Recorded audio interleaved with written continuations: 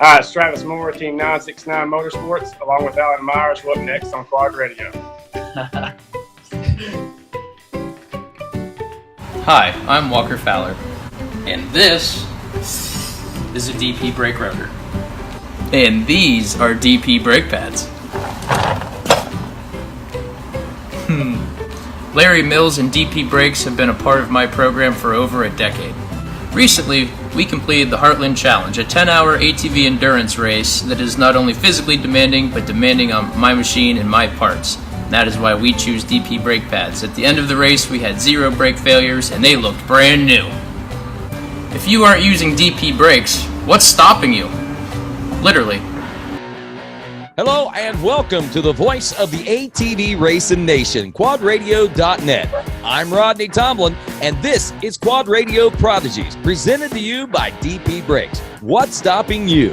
And of course, we want to take this opportunity to say thanks to our good friends at DP Brakes and remind you, don't forget to try and get on board their sponsorship program, as they've got a lot of great things coming along and some great savings for you. Just be sure and email them. The email address will be up throughout the course of tonight's program and broadcast. And of course, we also want to say thanks to folks that are helping bring this Quad Radio Prodigies in part to you by our good friends at 88 Live to Ride, racing toward rider safety. Also, a big special thanks to our good friends at Impact Solutions. Of course, they're located over in Little Hocking, Ohio, your East Coast suspension headquarters for Elka Suspension.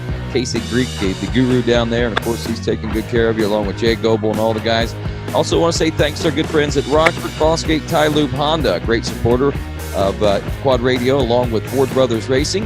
And, of course, our good friends at SSI Decals, making your identity stick. And we also want to send a shout-out tonight to our good friends at JSR Moto Designs, ATV Nerf, Nets, and Apparel. And, of course, as we roll into this wonderful evening, we say hello and welcome to Team 969 Motorsports' Travis Moore. And, of course, Alan, a.k.a. Junior Myers, who is here with us and has been a big threat in the last few years, and especially since coming on board with Team 969 Motorsports. What was it, about 3 years ago or so, I guess it was, Travis? Yeah, it's been about 3 years since we kind of got together and got a program rolling there with Alan, and we've been excited about it ever since. It's definitely been an up and down roller coaster from time to time, but I'm pretty biased about it. He's been the fastest one on the track, if you ask me. Well, I'll tell you, Travis may look like a reality TV star.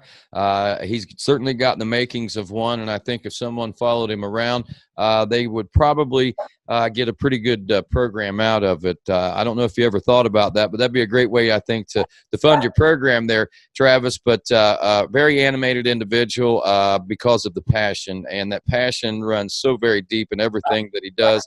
A former AMA Pro ATV racer himself.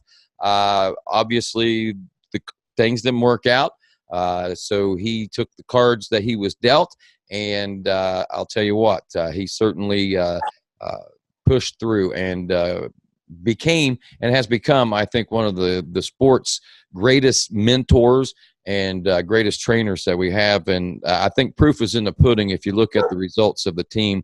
The national championships alone that you guys have been able to achieve has just been amazing, Travis. A good core group of riders that you've got there, Junior being one of those, of course, and you've also got another core rider there in Logan Stanfield, who is up for AMA ATV Athlete of the Year, if I'm not mistaken.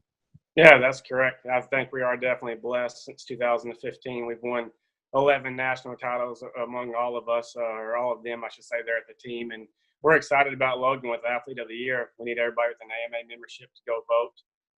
We won that award in 2016 with Alan. Zach Decker last year got Youth Rider of the Year, and now we're looking forward to hopefully Logan getting this one, being the only ATV MX guy that got nominated for this. So we're pretty excited about it. So tell me, Travis, whose back are you scratching to get all these nominations, man? Or don't start that. No, I think it's just like you said, the proof's there in the pudding. We put in the hard work, and the guys, it just shows through them. And I think everybody sees how humble the team is and how hard the guys work and truly where their passion's at. A big thing that's driven to them, and I think it shows is that we never lose. We win or we learn, and they keep pushing forward. They may not always be satisfied with their results, but they're always willing to work harder if they're not getting what we want. Exactly, and I tell you that we talked earlier today, and you made a statement that I thought was really good. You know, we may not always win, but our machines always finish, and we're generally a top 3 contender every time we go out on the racetrack. And I think everybody that lines up against you guys know and realize that, and they realize that you guys are part of the major competition, I think.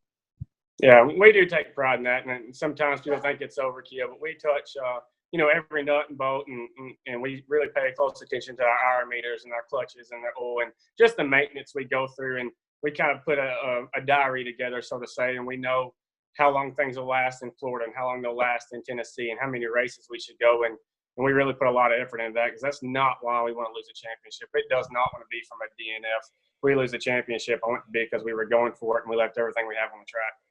There you go. And I think that core group of riders that you got there certainly has more than exemplified that. I think they really do, the heart and the passion and the soul that they put into it.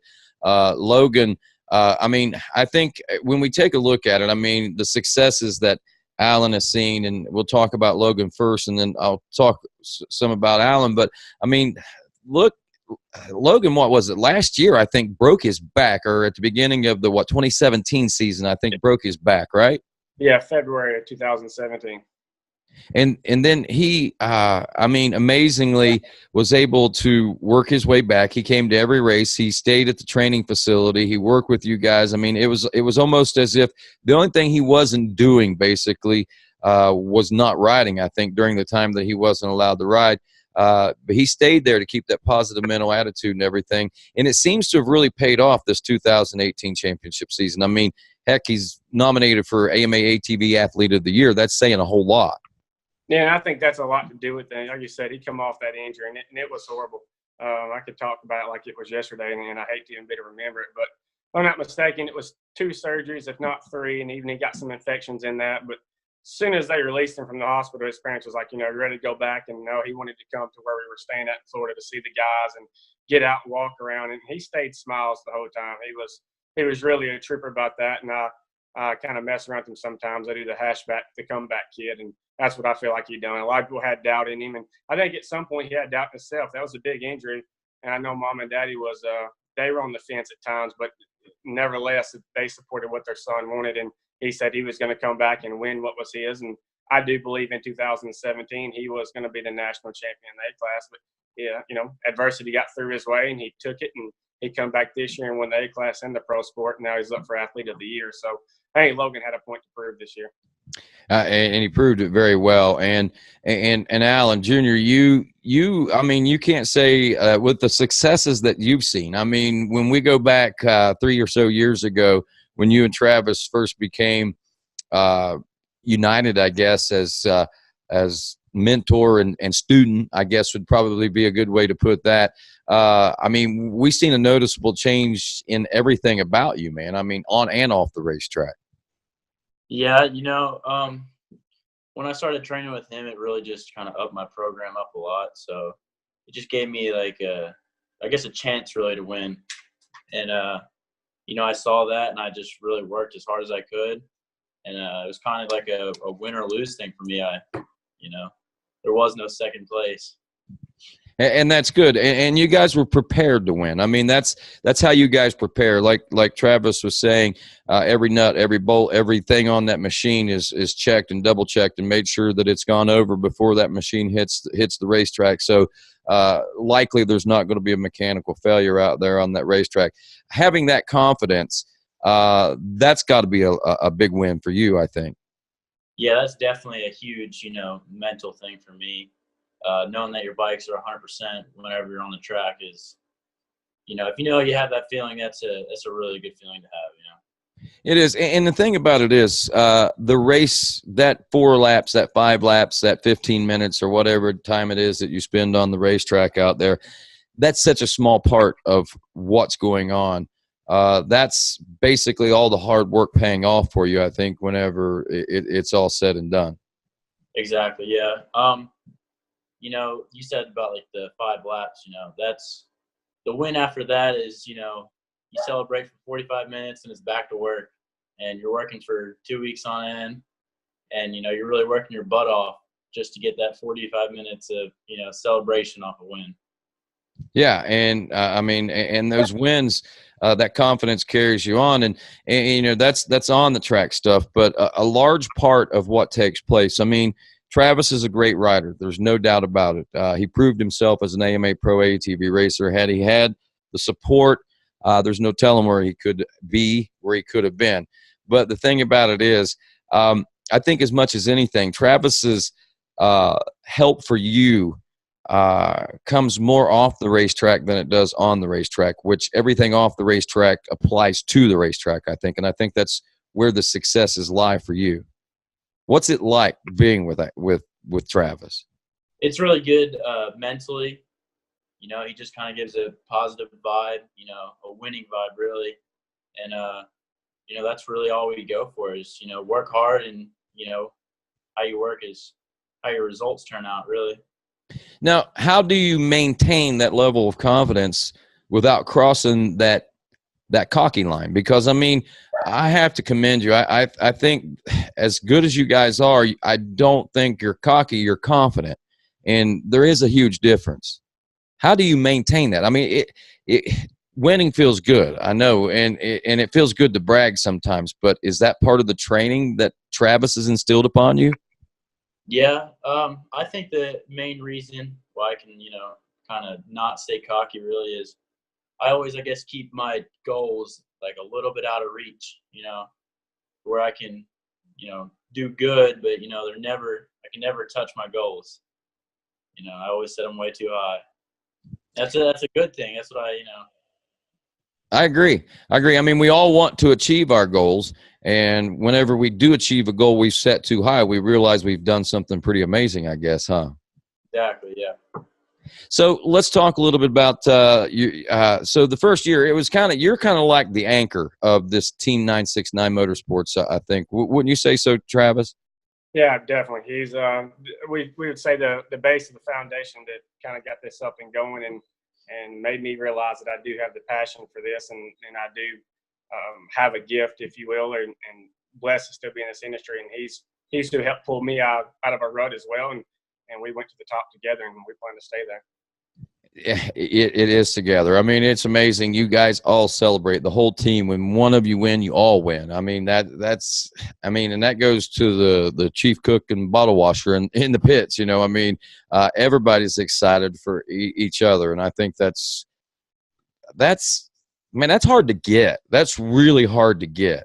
Yeah, that's important, and you might be able to prove me wrong or somebody else, but there's no I in team. I've tried to spell it every way I can, and I think we all take a lot of pride in that. You know, there's definitely no I in team, and there's not one person that's in this program that doesn't put in an effort, and your effort, and whether they see it or you don't see it, or people behind the scenes see or don't see it, it takes everyone from the moms and the girlfriends or whatever, maybe cooking or cleaning, and the dads, no matter if they help mechanic or they don't, maybe they go get water, or maybe they help go get the race schedule, or maybe one of the dads do help mechanic. No matter what it is a big core group. And that's why you said when somebody wins, we all win. There's no I in team, and we keep that. It's not just a team. This is a family, and we believe in that. Yeah, and I mean, you guys, I mean, it's obvious at the track, you're all together, the way you guys eat together. I mean, everybody seems to eat together, a lot of the teams and stuff, but there's just, I mean, some teams stand out, and yours is one of those teams that I believe that stands out in that department. Moving on, Alan, talk after that first year, you guys had that huge success. Travis, I know that I remember how surprised and how pumped you were. And coming into the 2017 season, Team 969 Motorsports they're like, wow, I mean, it's going to be a banner year. It looks like you've got a new look. You've got a great attitude. You got riders, and you guys are hitting the Nationals ready to go. Of course, that year, Logan broke his back, but that didn't seem to slow things down. For you, Alan, it seemed like another successful season, I guess, huh? Yeah. In 2017, it was another rough year, but can't forget about the 16 series. So, I mean, we I got thought you were talking about. yeah. Since we can't forget after 15, the 2016 15, series. that was it. Yeah. Yeah, 15 was the first year. Then 16 is where he had, Right. a very successful years, and we had 3 riders on board that year. Right. Okay. So take me through it from there, from your standpoint. How's it been going for you? So after I won the 2015 championship, we decided to move to A class, and I was just full of confidence. Really, maybe sometimes a little too cocky, but I guess we had a really up and down year. I'd either win or lose. I guess kind of my usual thing. But I always just had the outlook. I was faster than everyone. I was better. I knew I could win at any given time, no matter what the track conditions were. And I think that's a little bit of me being too cocky that year, but I felt I deserved that, I guess.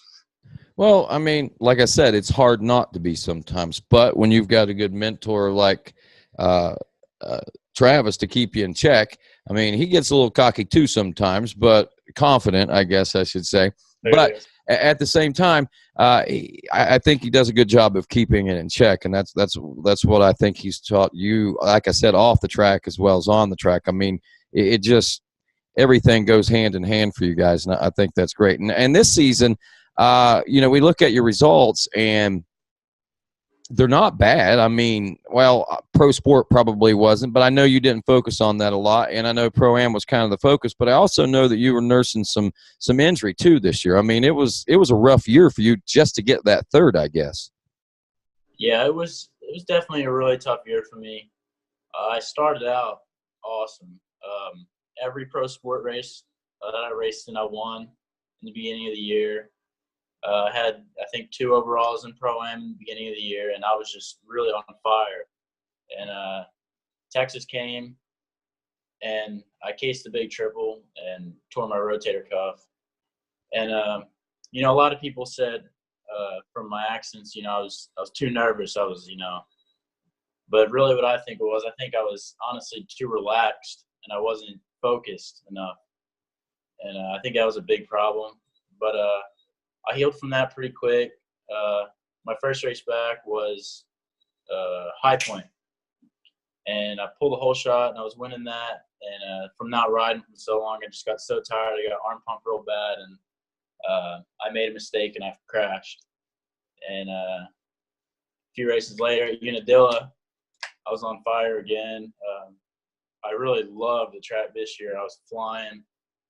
And just another thing, I was really relaxed going around a corner that I didn't know there was a big hole there, and just super relaxed and wasn't ready for it, and tossed me right off and broke my back. Man, wow. So how are you doing from that? I'm doing good. It wasn't a bad break. It was my L2, L3 transverse. So, I mean, I guess it wasn't technically a broken back, but it's close enough for me. I go with a broken back on that.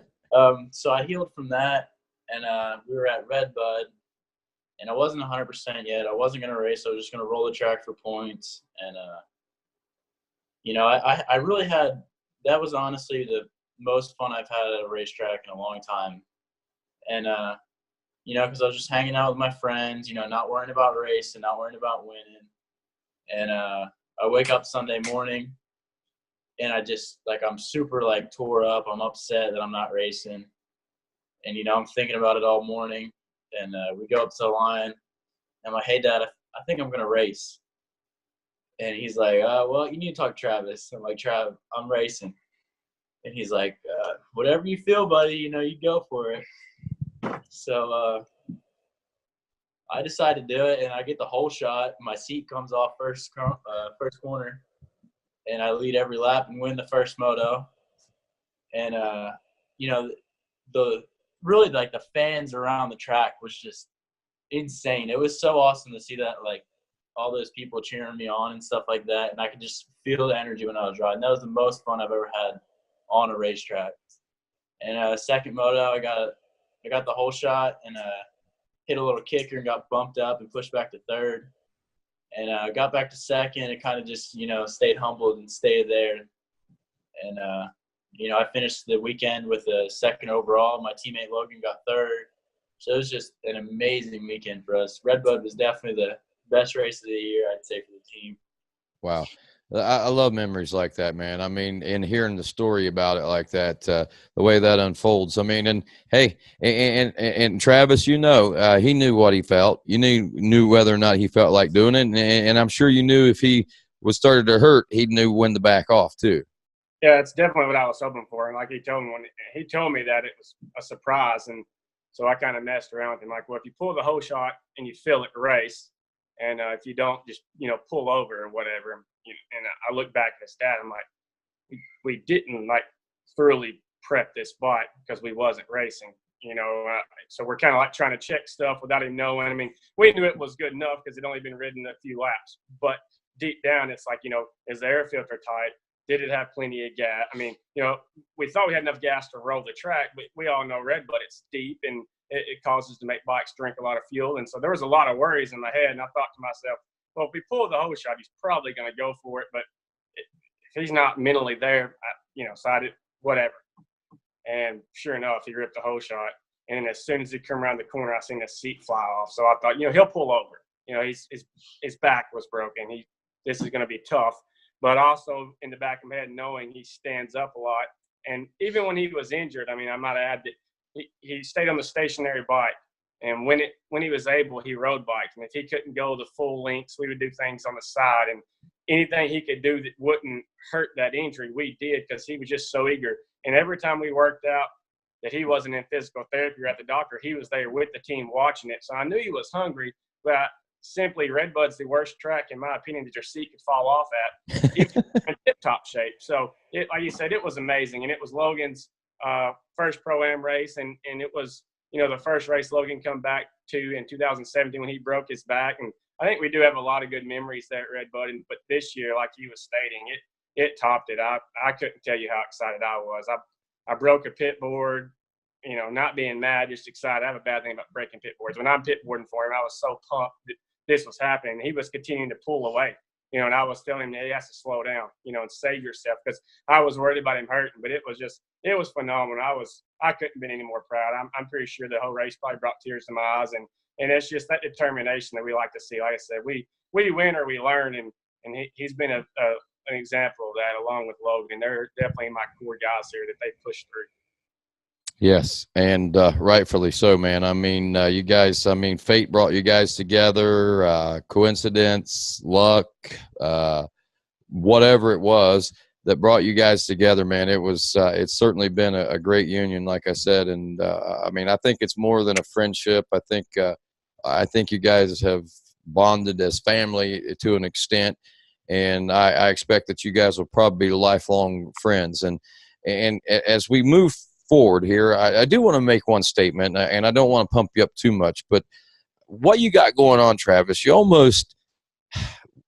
there's a little bit of Roger DeCoster and a little bit of Alden Baker and a few other people that those kind of mental attitudes that you bring to the table, and kind of like a general or a drill sergeant type individual as well. I mean, for these people, you're so, for these kids, you're so much, and you're such a great leader. And I know you guys have been doing a lot over the last few years. Like you said, 2015 is when you guys first started, in 16, 17, 18. It's been, we've seen great and monumental things.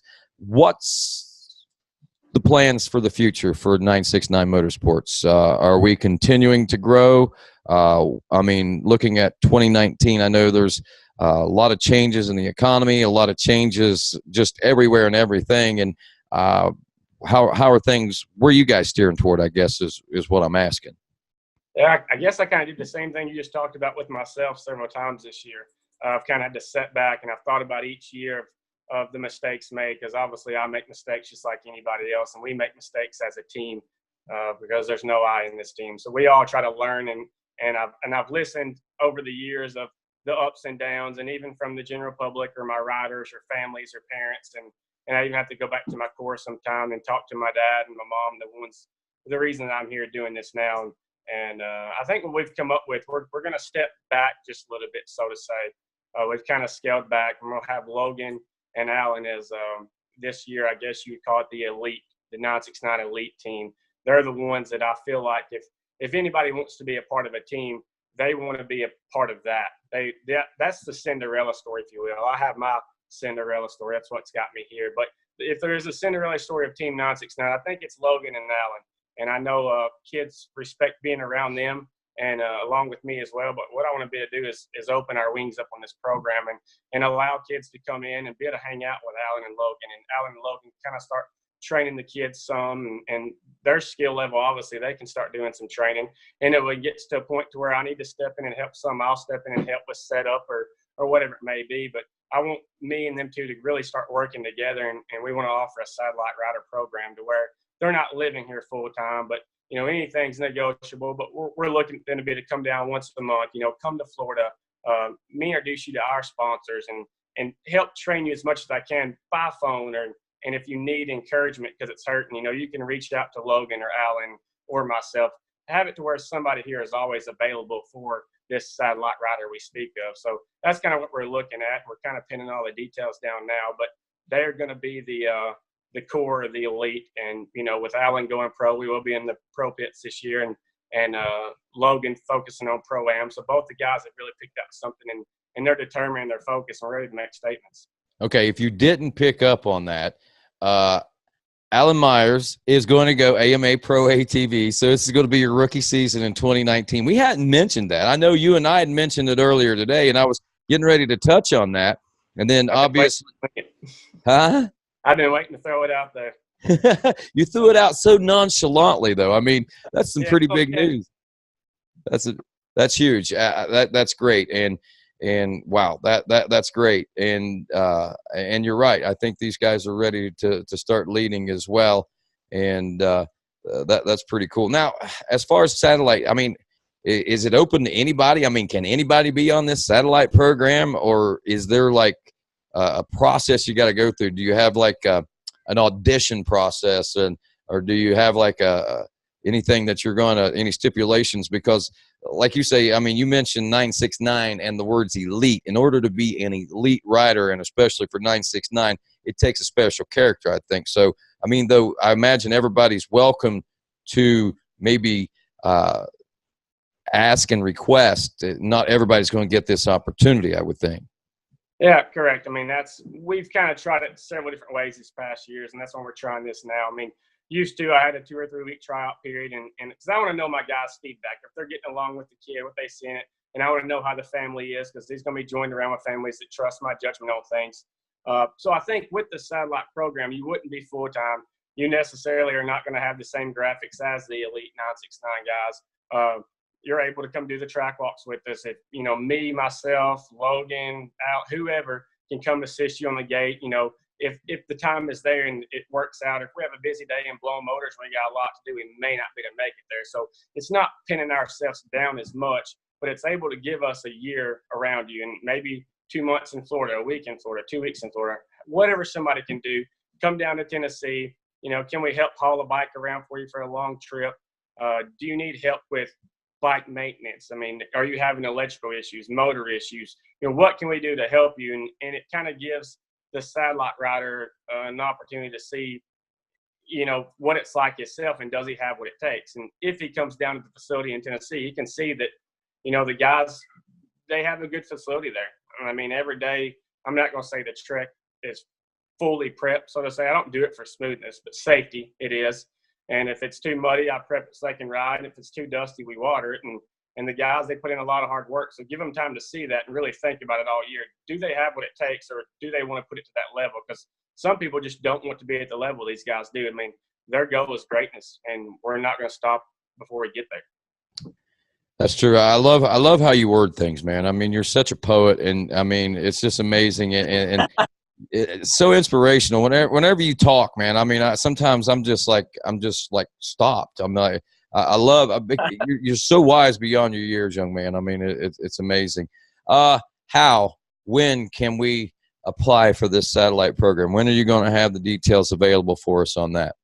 Well, I meant to get with you earlier today when we talked to some of our side notes, but yeah, so I hope me and you can get together after this, and we'll put a link down there with the phone number, email, or however it is for somebody to reach out to me. And I don't have anything necessarily just set in stone. I need the person to reach out to me. What do you need out of us? You know, do you just need a little mentoring here and there? Do you struggle with bike prep? Do you need to help being introduced to sponsors? Is it training? I mean, are you completely new to this sport? I mean, you don't have to be in the racing series for 7 years to be a part of this. If you're coming into this and you're completely new and you've got questions, hey, reach out to us. We're here to help anybody. We want this sport to grow because this is a sport that we love. It's a sport that I love, and I know these guys do. So we want to help everybody at any angle we can. Awesome. And I think that's a great grassroots way to do that too. It doesn't encumber you too much, and it lets you, I think, put a lot of knowledge out there and a lot of help make people's lives a lot easier. I think I mean, those, like you say, a lot of those things you mentioned, it might be that one thing in the program that's really making things tough. And with your assistance, maybe you can help get over that hurdle. That's certainly a great goal of the team, I think. Yeah, I don't think that people sometimes really know what it goes into to be a national champion. You know, it's not just a fast bike. It's not just this component, that component. It may be setup, it may be training, it may be mental, and you know, it may be, and they have anxiety. You know, they have mental issues. There's so much to be done to make this go. You know, like you said, even with Alan at times, you know, we have to figure out sometimes this year, was he too relaxed? Was it overconfident? Like you said, we definitely are a confident team and confident riders. We have to figure out how to apply it, you know, for lap after lap after lap. So there can be something we can do for almost anybody. And if we can't, or we haven't done it before, we're willing to try it now. Social media. How do we follow you on social media? How do we keep up with 969 and the elite team this year? There's Team 969 on Facebook, Team 969 on Instagram, and then my Instagram is 969, and obviously my Facebook is just Travis Morris. So we try to bounce back and forth to all of those. Each guy is a part of the Team 969, so they can help answer messages as well. And we have lacked on it a little bit here lately, but we'll get back in our groove and start picking up on it. And we're just like anybody else. We needed a break, but we're getting excited, and things are gearing up. We're seeing bikes come together. We're making decisions on brands and so forth and so on, and been talking with sponsors. So. Yeah. You mentioned something about brands earlier. We were talking about that. I mean, honestly, when you look at the big picture, I mean, you guys are taking a pretty huge step right now. So cutting back, I think, is a great idea for you and the core of this team to make it be what it's possible to be. So I think that's great thinking in that department for sure. And I don't know if that's what you were thinking in the beginning, but it's certainly, I think, going to play in your favor anyway. Yeah, you know, I've always been with everything happens for a reason. And, you know, I would love to have the team how it was 2 years ago, 3 years ago. And I'm going to love to have the team the way it's going to be this year. There's not been a 1 year that I've regretted this team. I've learned every year. And I think in every year, in every aspect, we've been successful. So the cards were dealt, and we're going to play the best hand we can, and we're going to move forward. But like you said, how it's turning out and the determination I have out of Alan and Logan for this season, they're both set and they're ready to go. That's awesome, man. I'm already excited. I can't believe that we're still, 5 months away, 4 months away, a long ways away. It seems like a world away from getting ready to go racing. But I'm excited already, and I'm afraid that with Quad Radio, I'm going to get too excited and shoot too many things off. One other thing I do want to pass along before we do let things go, you had mentioned we were talking rumor mill earlier today, and I text the Iron Man, and guess what he told me? Confirmation. It's 100%, correct? It's 100%. That's what he said. I said, "Am I?" Because they yanked my chain around a little bit at Loretta Lynn's. He says, "I'm going to go racing tomorrow." When we were up at the auction or whatever, he says, "I'm going to be racing tomorrow," and I didn't think about it. You know, he's got to get his license. You know, I was like, "Oh, that's cool. John's going to be back racing," and I kind of got a little egg on my face. So I texted him today, and I'm like, "Am I having my chain yanked?" So if he does it, then he's still yanking my chain or whatever the case may be. But what John Natale told me today is that, yes, he will be back. I didn't ask him in what capacity or any details, but I do promise that we will get him on a Quad Radio show here soon, hopefully. But just so you know, John, I didn't tell Rodney anything. I asked him if he knew. So I didn't so you know. But I think we're all excited to have him back. Well, You all, I mean, I'd heard it before, and you asked me if I'd heard that, I think is how you put it to me, and I told you yes, and that's all that was basically said, and it got the seed, it kind of like, I guess, watered the seed that was already in my head. It sprouted, so I went ahead and made the text, so. Good. No, it's exciting. Anytime somebody can come back, I mean, he's the Iron Man. I think everybody's looked up to him for a long time, and I got the pleasure to race with him before. And even when I was coming through the ranks, I watched him race. So it'd be interesting to see how he comes back this year and what he does. And we're all looking forward to it. And I know I got one here that's ready to bump bars with him as well. So we're excited. That's going to be interesting, man. That's pretty cool. So any other parting shots or anything that you want to pass along before we let you go? I don't guess. I mean, I think we touched base with about most of it. I'm sure, hopefully we'll do this again. It's always our pleasure seeing you. It seems to be on the podium around here. So hopefully we talk again soon. It's maybe when things start developing a little bit more. And if I got maybe more names in the future I can drop, maybe after the banquet, I'll know a little bit more as well. So we're excited about getting up there on the 17th and hopefully definitely receiving 4 national titles that we won this year. Cole Weber won 2 national titles for us. Logan Stanfield did. Zach Decker was out injured all year, unfortunately, and he was definitely going to be strong. And we got Junior getting his top 3 awards and hopefully athlete of the year. So we're excited about the banquet. And maybe after that, we've had a few weeks here in our off season. We can touch base again and answer some more questions. That'd be great. I think there's a lot going to be taking place, and I wish you happy Thanksgiving, my friend, and friends, I should say. And Alan, thanks for being on, man. Anything that you want to say before we let you go? No, I think we touched base on pretty much everything. All righty. Sounds good. That's Team 969 Motorsports. I'm Rodney Tomlin. This is Quad Radio Prodigies.